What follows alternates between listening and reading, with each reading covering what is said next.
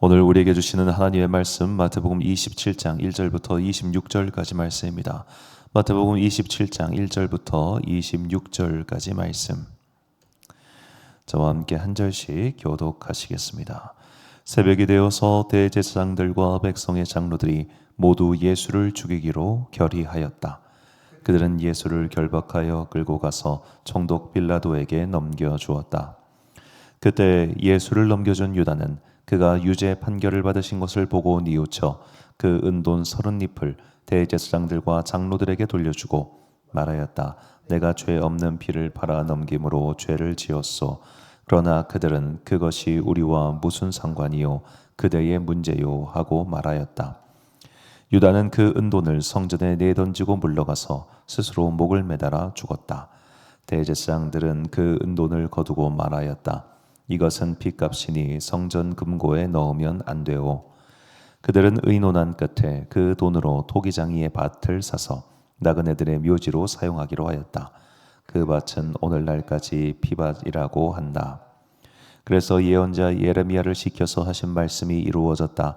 그들이 은돈 30잎 곧 이스라엘 자손이 값을 매긴 사람의 몸값을 받아서 그것을 주고 토기장이의 밭을 샀으니 주님께서 내게 지시하신 그대로다.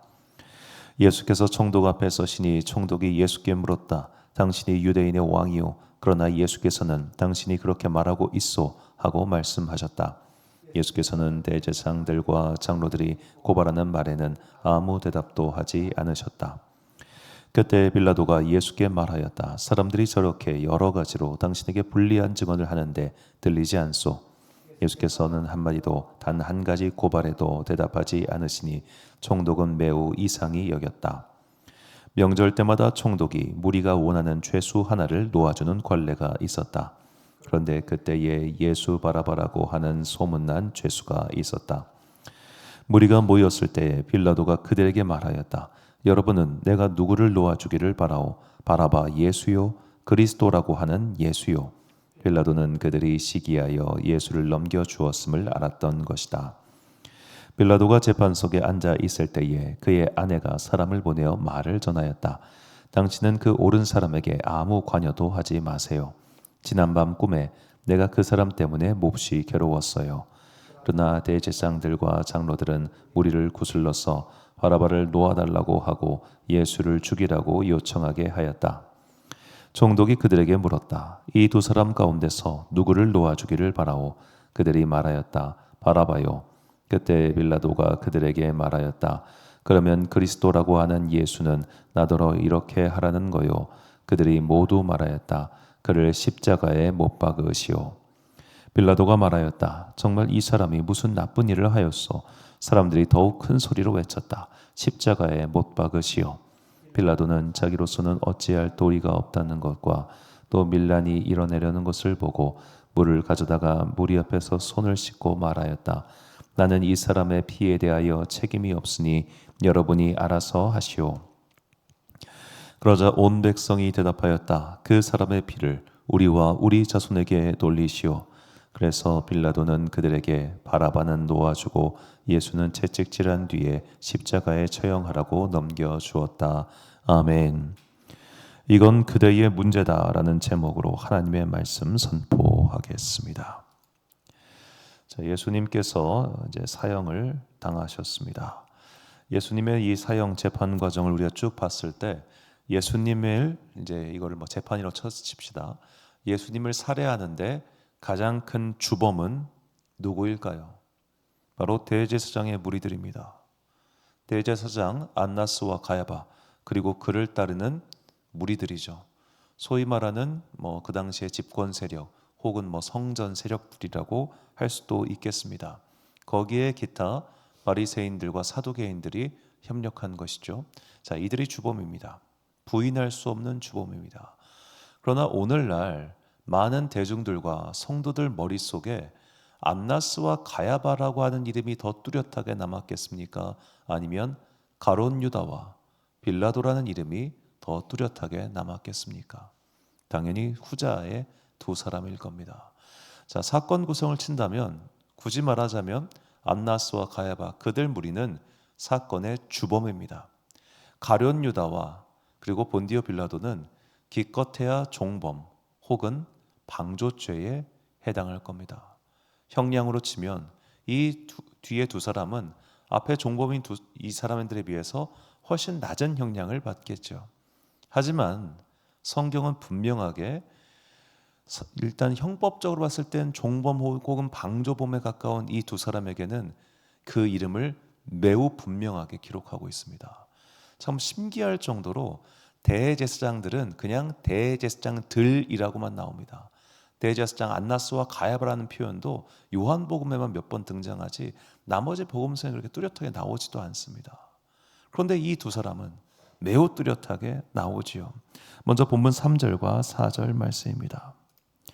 그때 예수를 판 유다가 그의 정죄됨을 보고 스스로 뉘우쳐 그 은 30을 대제사장들과 장로들에게 도로 갖다 주며 이르되 내가 무죄한 피를 팔고 죄를 범하였도다 하니 그들이 이르되 그것이 우리에게 무슨 상관이냐 내가 당하라 하거늘. 그것이 우리에게 무슨 상관이냐. 세번역 성경 번역이 참 좋았습니다. 그건 그대의 문제다. 그건 그대의 문제다. 우리가 할 바냐? 네가 팔았잖아. 네가 넘겼잖아. 자, 가룟 유다는 마치 아무 책임도 없다는 듯이 그 판돈 30을 성전에 던져두고 갑니다. 알아서 하라고. 그렇다고 해서 그의 죄가 없어지는 게 아니죠. 돌려준다고 해서 돈을 받은 게 사라진 것이 아니듯이 돌려준다고 해서 그가 예수를 판 것이 사라지지 않듯이 그는 분명히 전체 사건 구성 속에서는 종범에 해당하지만 성경은 그의 행적을 분명하게 기록하고 있습니다. 안나스와 가야바와 같은 사건의 주범들보다 그를 더욱더 뚜렷하게 기록하고 있죠. 또 다른 사람은 본디오 빌라도입니다. 아마도 본디오 빌라도만큼 억울한 사람도 없을 겁니다. 그는 아예 사도신경에 그의 이름이 박제되었지요. 그런데 이 모든 복음서의 사건 구성을 보면 이 본디오 빌라도라고 하는 인물은 이 어떻게 보면 예수 재판에서 한 발자국 물러서 있는 게 다 등장합니다. 자, 본문 24절과 25절 보니까 빌라도가 아무 성과도 없이 도리어 밀란이 나려는 것을 보고 물을 가져다가 무리 앞에서 손을 씻으며 이르되 이 사람의 피에 대하여 나는 무죄하니 너희가 당하라. 백성이 다 대답하여 이르되 그 피를 우리와 우리 자손에게 돌릴지어다 하거늘. 자, 어떤 사람들은 이 대제사장의 무리들이 했던 말 때문에 유대인 학살이 정당했다라고 말하는 과거의 인간들도 있었습니다. 분명히 그런 사람들이 있었습니다. 그런데 이것은 이제 유럽의 역사와 기독교의 역사에 너무 이제 무책임한 발언이고요. 실제로 유대인들과 기독교인들은 그렇게까지 사이가 나쁘진 않았습니다. 사이가 결정적으로 틀어지기 시작한 것은 오히려 로마 제국이 멸망한 이후예요. 멸망한 이후. 서로마 제국이 멸망한 이후에 이제 이탈리아 반도의 그런 세력들을 규합하는 과정에서 유대인들 박해와 탄압들이 시작했고 그런 자기들의 탄압 이런 이유를 어찌 보면 정당하기 위해서 이걸 갖다 끌어 쓴 겁니다. 여하튼 좀 비겁한 이게 교회의 역사긴 한데 여하튼간에 이것 때문에 뭐 유대인들 탄압이 정당했고 학살이 정당했다고 말하는 아직도 그렇게 말하는 일부의 사람들이 있던데 그건 완전히 성경을 오독한 것이고요. 자, 여하튼간에 빌라도라고 하는 사람은 그 당시에 유다 지방의 총독이었을 뿐 공적인 일을 하는 사람이었을 뿐 이 사건에 직접적인 관여한 바가 없습니다. 그날 몇 시간 잠깐 본 게 답니다. 그럼에도 불구하고 그의 이름이 박제되었습니다. 책임에서 자유로울 수 없다는 겁니다. 이 일의 책임에서 그가 자유로울 수 없다. 왜냐하면 여하튼 간에 그는 그 일에 공적인 일을 담당하는 사람이었기 때문이죠. 그의 도장이 들어갔으니 너 사인했잖아 이겁니다. 너 사인했잖아. 여하튼 간에 네가 사인했잖아. 사기를 당했든 뭘 당했든 네가 사인한 거는 네가 책임져야지. 네가 인감도장 관리 잘 못했잖아. 그거 책임져야지. 자, 이런 식으로 빌라도도 그 책임에서 자유로울 수 없었던 것이죠. 자, 가룟 유다도 본디오 빌라도도 예수님의 죽음이라고 하는 사건 앞에서 자기들은 그 당시에는 나는 책임이 없어요. 나는 종범이에요. 나는 방조범이에요. 쟤들이 주범이에요. 아무리 말했지만 그들의 이름이 오히려 주범들보다 더 크게 남았다는 것을 봤을 때 우리는 이 일을 통해서 죄인됨이 무엇인가를 조금 깨달아야겠습니다. 자, 우리는 세상을 살면서 참 많은 나쁜 사람들을 봅니다. 저 놈도 나쁘고 요 놈도 나쁘고 저 놈도 나쁘죠. 자, 그런 나쁜 사람들을 주목하다 보면 이런 생각이 들어요. 나는 안 나쁜 사람인 것 같아요. 나는 쟤들보다는 덜 죄인인 것 같아요. 제가 진짜 나쁜 사람이지 내가 무슨 나쁜 사람이야. 벌은 쟤네가 받아야지 내가 왜 벌을 받아야 돼. 나는 사실은 천국 갈 만한 사람이고 쟤들이야말로 천국 가긴 조금 그런 사람 아닐까라는 생각을 합니다. 저는 가끔씩 특 교회나 교계 안에서 소위 말해 나쁜 사람처럼 생긴 자가 등장했을 때 모두가 우르르 달려들어가서 그들에게 돌을 던지고 문매를 때리는 장면들을 많이 봅니다. 정말 오히려 세상보다 훨씬 더 정죄가 심하고 돌을 많이 던져요. 심할 정도로. 자, 그런 이야기들 보면서 그런 것들 보면서 왜 그럴까 생각해 보니까 나는 죄인이 아니고 싶어하는 그런 본능이 우리 안에 남아있기 때문이 아닌가라는 생각을 해봅니다. 나는 죄인이 아니야. 너가 죄인이야. 그러나 성경은 분명히 우리에게 말합니다. 아니, 너도 죄인이다 라고 말이죠. 자, 모든 인간이 죄인이라는 것에 대해서 로마서와 요한복음은 각각 이렇게 말하고 있습니다. 로마서 1장 20절과 요한복음 15장 22절을 보니까 창세로부터 그의 보이지 아니하는 것들 곧 그의 영원하신 능력과 신성이 그가 만드신 만물에 분명히 보여 알려졌나니 그러므로 그들이 핑계하지 못할지니라. 내가 어서 그들에게 말하지 아니하였더라면 죄가 없었으려니와 지금은 그 죄를 핑계할 수 없느니라. 아멘. 핑계할 수 없다. 아무리 내가 죄인 아닌 척 아유 쟤들이 더 나쁜 놈이지 라고 말하고 싶어도 만물 안에 드러난 하나님의 신성과 그리고 예수 그리스도의 오심을 통하여 그 빛이 모두에게 비춰져 있기 때문에 아무리 저 사람의 어둠에 주목하려고 해도 나는 나의 어둠을 봐야 한다는 겁니다. 저 사람의 어둠은 저 사람의 몫입니다. 나는 나의 어둠에 주목하면 됩니다. 나의 죄의 깊이와 나의 죄의 문제에 주목해야 됩니다. 자꾸만 넘 보는 한 나는 내 문제 자꾸만 시선을 이제 돌리려고 하는 비겁한 변명에 불과하지요. 계속해서 나는 죄가 없어요. 제가 잘못이에요. 저렇게 죄 많은 것들이 있는데 왜 내가 벌을 받아야 되나요? 라고 했던 자들에게 주시는 하나님의 준엄하신 경고가 있습니다.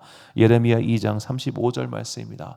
그러나 너는 말하기를 나는 무죄하니 그의 진노가 참으로 내게서 떠났다 하거니와 보라 내 말이 나는 죄를 범하지 아니하였다 하였으므로 내가 너를 심판하리라. 아멘.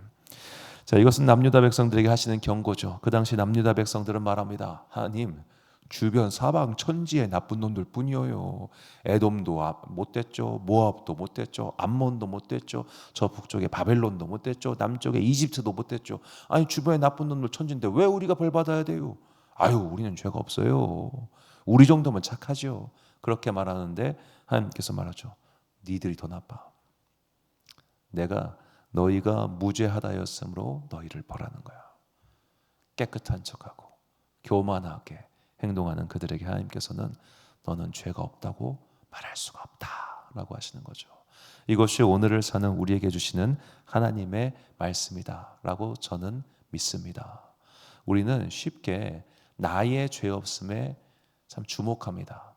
나 정도면 이렇게 열심히 살고 나 정도면 이렇게 열심히 기도하고 그럼 나 정도면 에휴 죄가 있어도 쟤보다 있겠냐?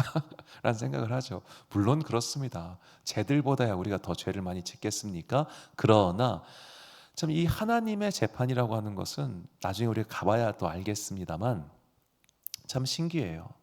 어떻게 보면 A 사건과 B 사건, 그러니까 A라고 하는 인물과 B라는 인물이 별개의 재판같이 다뤄지는 것 같아요. 제가 그냥 추측하건데 저 사람의 재판은 저 사람의 재판이에요. 나의 재판은 그냥 오롯이 나의 것입니다. 그러므로 그 판결이 아직 우리에게 이르지 않았지만 그 재판장 앞에 섰을 때 어떤 일이 벌어질지 우리 각자는 또 알 수 없지만 분명한 것은 저 녀석 재판이 어떻게 될까 궁금해하지 말고 나와 하나님 사이에서 하나님은 내 인생을 어떻게 보실까? 내 중심을 아시는 하나님께서는 오는 날을 어떻게 판단하고 계실까? 우리가 이것에 주목하고 또 이것을 위해서 기도해야 합니다. 세상을 살아가는 동안 죄의 때가 묻지 않는 인간은 하나도 없습니다. 자, 우리가 소위 말해 살인하지 말라라는 계명이 있는데 예수님께서는 형제에 대하여 너희가 바보라고만 해도 너는 그를 살해한 것이다 라고 하셨습니다. 자, 한자어로 미워하다 오자는 무덤아자의 마음 심자를 씁니다. 누군가를 미워하는 것은 그가 죽었으면 하는 마음입니다. 살심이라고 하죠. 죽었으면 하는 마음. 내 눈앞에서 저 인간 꼴 좀 안 봤으면 하는 마음, 그를 죽이고 싶어 하는 마음입니다. 우리가 평생 살면서 그런 마음 한 번도 안 품고 사는 자가 어디 있겠습니까? 직장생활, 사회생활 하면서 그런 마음 안 품었다면 거짓말입니다. 저도 군복무할 때 옆에서 저 장교로 근무했으니까 같은 방을 딱 쓰는 그 선임 이름 아직까지도 이름 안 까먹어요. 하도 제가 싫어해가지고 걔가 나가니까 살겠더라고요. 미워했던 거예요. 저 자식 들이받고 한번 영창 가버릴까 싶어 생각할 정도로 아주 싫어했어요. 그러니까 20년이 지났는데 아직도 기억하고 있지. 이렇게 사람의 미움이란 게 큰 겁니다. 자, 우리가 그런 마음이 한 번도 안 품은 자가 어디 있겠습니까? 그러므로 우리는 자꾸만 비교 형량, 너는 쟤는 하지 말고 오늘 내 안에 있는 나의 죄의 문제, 나의 때의 문제에 주목합시다. 제가 주범이에요. 나는 종범에 불과해요. 제가 주범이에요. 나는 방조범에 불과해요. 그러니까 나는 더 형량을 낮게 쳐주셔야 돼요. 라는 말은 사실 하나님 앞에서는 통하지 않습니다. 하나님께서는 다른 것들도 함께 두루두루 보고 계시기 때문이죠. 그러므로 오늘 하나님 앞에서 나의 죄를 고백하고 나의 죄의 문제에 대해서 회개하며 하나님과 나의 관계를 먼저 바르게 정립해 나아갈 때 우리는 가룟 유다나 본디오 빌라도가 빠졌던 핑계의 함정에서 벗어나 나와 하나님과의 1:1 관계를 아름답게 꾸며갈 수 있을 것입니다. 그래서 사도 요한은 우리에게 다음과 같이 권면합니다. 요한일서 1장 8절부터 10절까지 말씀을 우리가 찬목소리로 봉독하겠습니다. 시작. 만일 우리 죄가 없다고 말하면 스스로 속이고 또 진리가 우리 속에 있지 아니할 것이요 만일 우리가 우리 죄를 자백하면 그는 미쁘시고 의로우사 우리 죄를 사하시며 우리를 모든 불의에서 깨끗하게 하실 것이요 만일 우리가 범죄하지 아니하였다 하면 하나님을 거짓말하는 이로 만드는 것이니 또한 그의 말씀이 우리 속에 있지 아니하니라. 아멘. 사랑하는 지혜빛 광성교회 성도 여러분, 그리고 이 새벽 함께 깨우고 계신 귀한 주님의 자녀 여러분, 핑계 댈 수가 없습니다. 에이브러함 링컨이 그런 말 했다고 하죠. 사람은 40이 넘으면 자기 얼굴에 책임을 져야 된다라고 말입니다. 자, 이 핑계 저 핑계 남 핑계 누구 핑계 대봤자 결국 나의 인생의 문제는 하나님 앞에서 핑계 댈 수가 없다는 것을 우리가 이제는 직면해야 합니다. 핑계 댈 수가 없습니다. 누구 때문에 일이 되었다, 누구 때문에 저리 되었다, 나는 억울하다, 공평하신 하나님은 어디 갔느냐 라는 말을 아무리 해도 나의 죄가 옅어지지는 않습니다. 물론 성령님께서 우리의 인생에 대해서 하나님 앞에서 변호를 해주시긴 하지만 그렇다고 해서 내가 저지른 모든 것들을 아무리 핑계대고 피한대야 피할 수 있겠습니까? 이제는 놈이 아니라 나의 문제에 주목하고 나의 죄를 주님 앞에 구하며 나와 하나님과의 관계에만 더욱 집중합시다. 놈의 문제는 놈과 그가 알아서 할 일입니다. 자꾸만 놈의 죄가 더 크니 나의 형량을 줄여주시오 라는 식의 기도와 태도를 이제는 버리고 하나님과 나 사이에 그 1:1 관계를 바르게 정립함으로 말미암아 주님께서 나의 인생 가운데 부어주시고자 하는 그 은혜를 온전히 취하는 지혜로운 여러분과 제가 되시기를 주님의 이름으로 축원합니다. 기도하겠습니다. 사랑과 은혜가 충만하신 아버지 하나님, 우리는 자꾸만 남의 죄와 남의 문제에 주목하면서 나의 문제에 대해서는 핑계대고 회피할 때가 많았습니다. 저 사람은 저렇게 많은 죄를 짓고 있는데 주님 저는 괜찮지 않습니까? 라는 생각이 우리 안에 가득했습니다. 그래서 남의 죄에 자꾸만 주목하고 남의 사건에 자꾸만 관심을 기울이고 남의 교회에서 일어나는 온갖 잡소리에 나의 귀를 빼앗겼음을 이제 고백하오니 주여 우리의 죄를 용서하여 주옵소서. 자꾸만 나의 죄의 문제와 나의 인생의 문제에서 눈을 돌리고 하나님과의 관계를 오히려 멀리하고 소홀하였던 나의 죄를 고백하오니 주님 우리의 죄를 용서하여 주시옵시고 이제는 마치 경주마처럼 하나님께만 시선을 두고 앞을 향해 달려가는 주의 거룩한 백성들 되게 하여 주옵소서. 부르심의 상을 향하여 달려갔던 사도 바울처럼 우리 또한 나의 인생에 부르신 그 자리에서 핑계대지 않고 회피하지 않고 직진으로 정면으로 승부하여 하나님께서 우리에게 주시고자 하는 말씀을 취하고 그 인생의 모든 은혜를 누리기를 간절히 소망합니다. 우리 마음 가운데 회개하는 영과 거룩해 하시는 성령의 은혜가 날마다 넘쳐 흐르게 하여 주옵소서.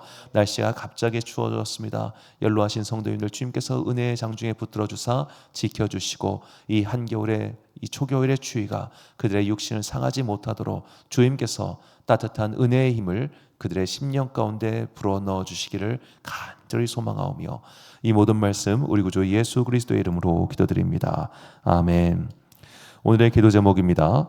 세상을 사는 것만 해도 죄의 때가 묻을 수밖에 없습니다. 죄 없다 할 수 있는 이가 없음을 잊지 마시고 날마다 내 영혼에 묻은 죄의 흔적을 지워달라고 기도하십시오. 오늘 주신 기도의 제목 가지고 기도와 묵상에 힘쓰는 하루 되시길 바랍니다. 기도하겠습니다.